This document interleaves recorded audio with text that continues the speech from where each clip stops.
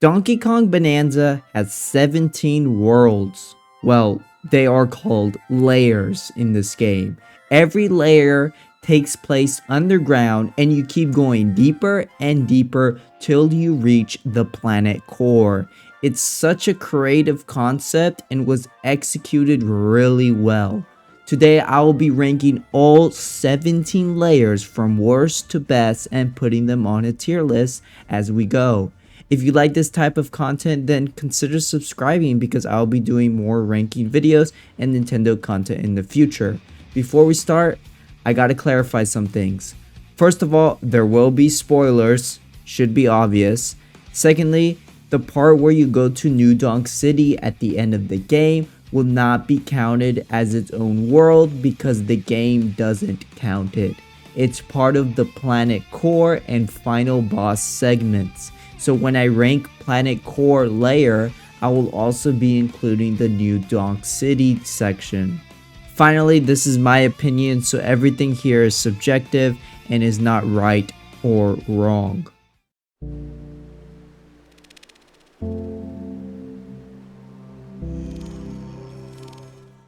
Last place is the divide layer because it doesn't offer much.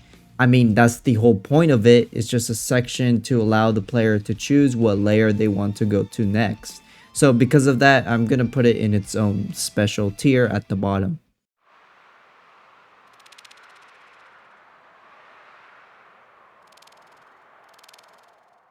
Similar to the divide, it's going in that same tier. It is basically just a boss fight arena. The boss being Void Kong is a really good boss, which is why it is higher than Divide, but that's all it has to offer, and that's fine, I'm not complaining.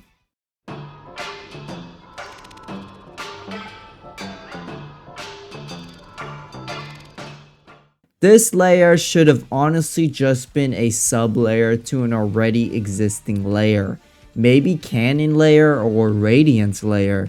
Basically, this layer is just one giant trash pile of dirt. So you gotta dig down for quite some time. That is basically it. I do like the concept and it is cool going all the way down and finding your way to the bottom, but it can get boring.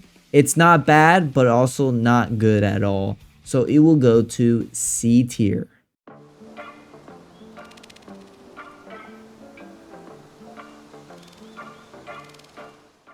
Look, I love Hilltop Layer's environment and design and all the hills it has, but my main issue is that there are no bosses in this layer and it is pretty small. I feel like they could have done much more with this layer. The best part about this layer is definitely the throwback challenge course, which is a recreation of the very first Donkey Kong Country level, which was just awesome to play through. But besides that, it is pretty mid overall, so I will put it at high C tier.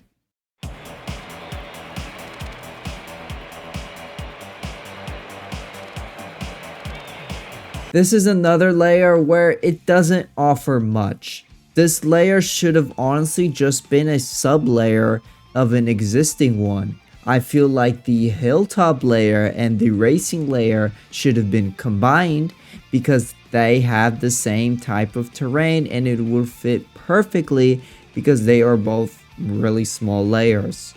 Diddy Kong and Dixie Kong being here was pretty cool, and racing against them while riding on Rambi was awesome. I am going to give it a low B tier, even though I did mention that the layer is small. Diddy Kong and Dixie Kong being the main stars of this layer helps it from being an S tier. But if they combine this with the hilltop layer, it definitely would have ranked a lot higher.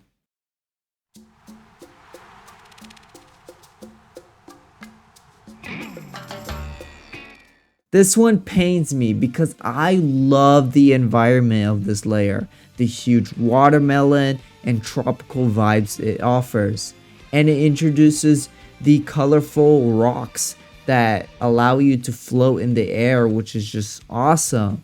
But unfortunately, that's about it. No bosses and another small layer, which kind of sucks to me. It's a good layer, but it could have just been much better in my opinion. Low B tier.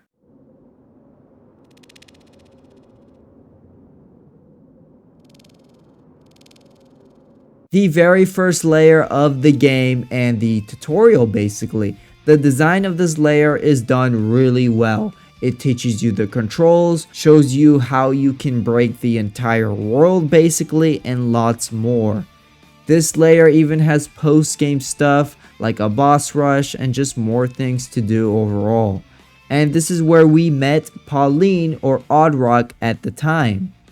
I have no complaints about Ingo Isle. It's ranked at number 12 because the rest of the layers are just way better. B tier.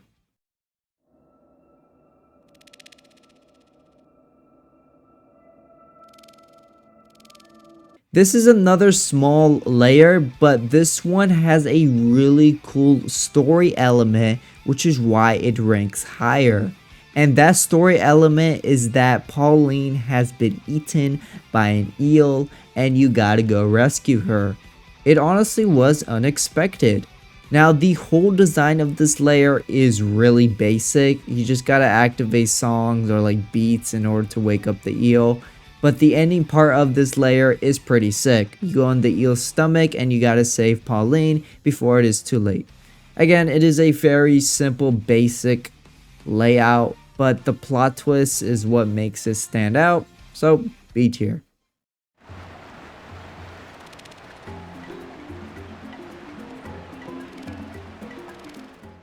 This layer is a great start to the game. I know Ingo Isle is technically the start, but it's more of the tutorial before you get to the good stuff. Lagoon layer may be simple and may appeal generic to some people, but that doesn't mean that it doesn't have anything interesting to offer. You encounter a lot of enemies, fight the first boss, have more sense of exploration. But the main highlight is definitely getting the very first transformation, and that is the Kong Bananza. And Kong Bananza is definitely a really fun transformation and super helpful for the entirety of the game. High B tier.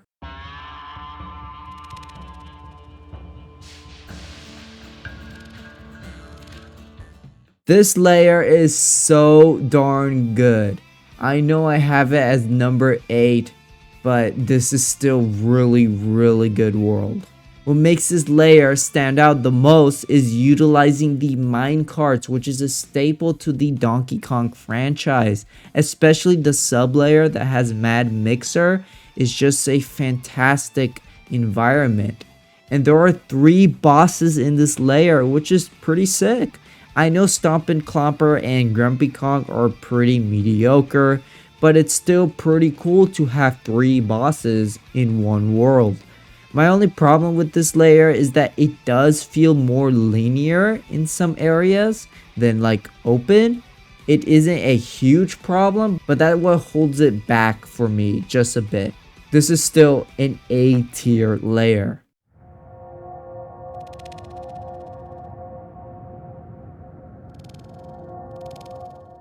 I know some of you may say that this layer is small compared to the others, so why is it ranked this high? You are right, it is a small layer, but there are 3 things that make this layer so incredibly special that it stands out among the rest. The mechanic where you create your own platforms is so awesome and very surprising how they implemented this mechanic this late to the game. Secondly, you have a great fight against Void Kong while also utilizing the platform creating mechanic within the fight. Lastly, King K. Rool is shown in this layer. Holy moly, we all thought that the Banandium route was right there, but nope. Even though this layer is small, which holds it back from top 5, it had great build up and suspense to it. Especially when the stone guys were telling us to leave and not be here, which was just very mysterious. It definitely would have been S tier if it was just a much bigger world with more exploration, but A tier it goes.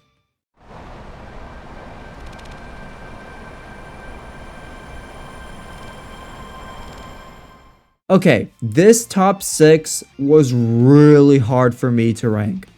They are all interchangeable in my opinion. I'm just gonna say it, they are all S tiers. So I got Freezer Layer next on the list. This is an amazing layer. I love when worlds mix certain elements to create a unique mechanic. And this layer does just that. It mixes the freezing ice and the molten lava for puzzles and obstacle courses. You have to turf surf in certain areas by using ice to get rid of the lava. You also have to dig certain areas so that these cubes can follow a certain path to get rid of the lava. Just a lot of clever, unique puzzles in this layer. It isn't generic at all and has a lot of cool design elements like the ice cream and chocolate areas. I did rank it as 6 and not as high because I do believe the Zebra Bonanza is the worst one. Not saying it's bad, it just isn't my favorite, and Poppyconk fight is really bad in my opinion. But still, S tier.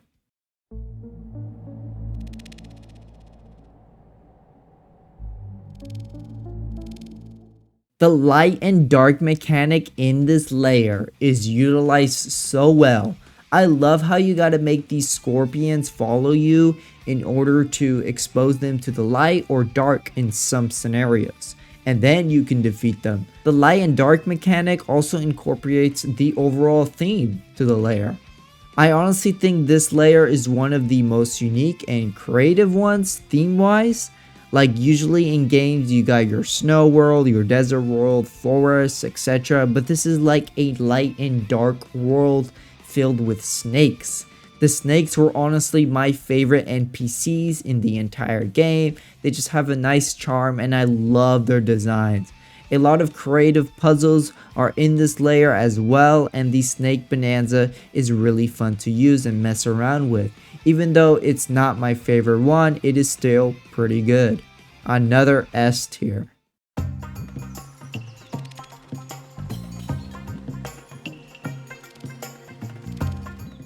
Such a well crafted layer overall. Fun missions, great puzzles, and amazing unique mechanics that make this layer stand out. The mechanic where you throw a seed onto a tree to create a platform that comes towards you is one of the best and creative mechanics I ever encountered. The munch hold enemies, I think that's how you pronounce them, the ones that follow you around and destroy terrain as well, is one of my favorite enemies in the entire game. The obstacles here, such as the red spikes coming from the ground, can get you if you are not careful. Climbing the trees, exploring areas with the ostrich Bananza, and even fighting the main boss of this layer all have a great sense of exploration and does not feel linear at all. Even though the boss isn't one of my favorites, it is still a really good boss, and the whole idea of using the entire sub-layer as the boss arena is really creative in my opinion. S tier.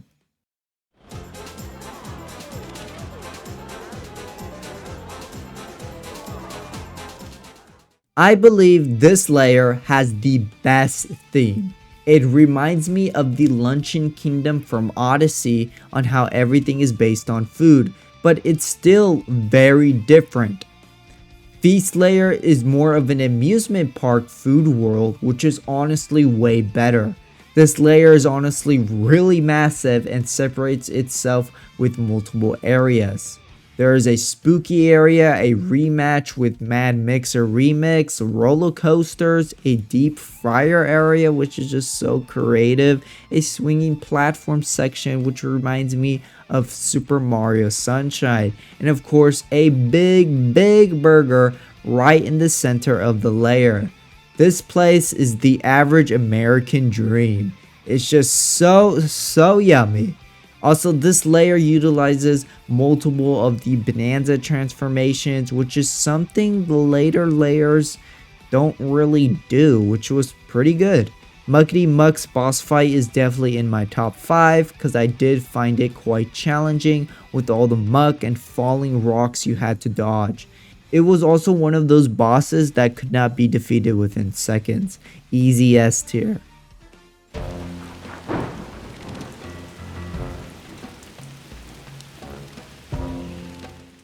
I had a hard time choosing this or Feast Layer to be number 2. They are honestly equally as good, but I have it higher because I think Tempest Layer has way more interesting mechanics. Sure, the theme isn't as good as the others that were mentioned, but it still has a solid theme of lightning, weather disasters, while also having molten lava caves. But like I said, the mechanics is where it shines. The first mechanic I want to talk about are these zip lines. How you have to use a rock in order to get to the other side, but you have to use a strong rock. Otherwise, you could just fall off as it gets destroyed, so you gotta think this through and be smart about it. Another mechanic is the colorful rocks that take you flying, which I did mention that was introduced in the resort layer, but in this layer, they are utilized way better as they are needed for puzzles and the main mission. But of course, the main highlight for me is 100% the elephant bonanza, which is the best transformation. And it is used the best way possible in that one big area where you gotta chase down the bluster wing boss, where there's tons of lightning coming at you and a lot of lava you gotta suck up to clear your path. The elephant bonanza can even store extra rocks in its trunk, which is just so helpful, especially for the final boss. Another easy S tier.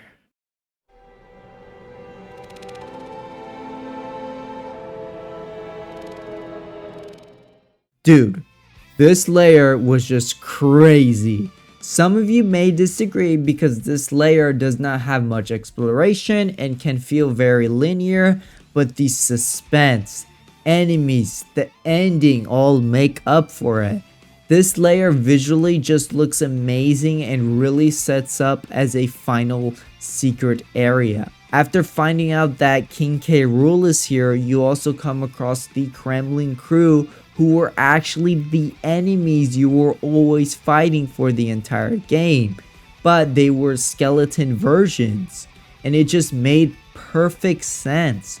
You have to go through a lot, and I mean a lot of sub layers and enemies in order to get to K. Rool. Once you get to him, you encounter a really great boss fight, but it's still not over. There is a fake ending credits. I really thought it was over, but K. Rool does not give up that easily. As you go to the surface, there is another fight against him. It is definitely the weakest of the 3 fights, but still tons of fun, and all the suspense this game has just keeps things exciting. And then now you are in New Donk City. Like, what? K. Rool takes over the city and creates his very own theme of a world. You are thrown in a very difficult obstacle course that tests your abilities. All transformations are needed in order to successfully make it across, but you will encounter lava rising very fast and tons of difficult enemies. The actual final fight is pretty darn hard, which was just surprising to me considering how most of these bosses were lacking difficulty. Man, just the planet core overall, the end of the venture, while also having New Donk City, while also incorporating all of the mechanics that you came across, was just all put together amazingly well. This was a very surprising layer to experience. S+ tier. This video was probably a long one and a hard one to make, so please leave a like and subscribe to the channel if you really enjoyed the video. But anyways, I'll see you all in the next one. Peace.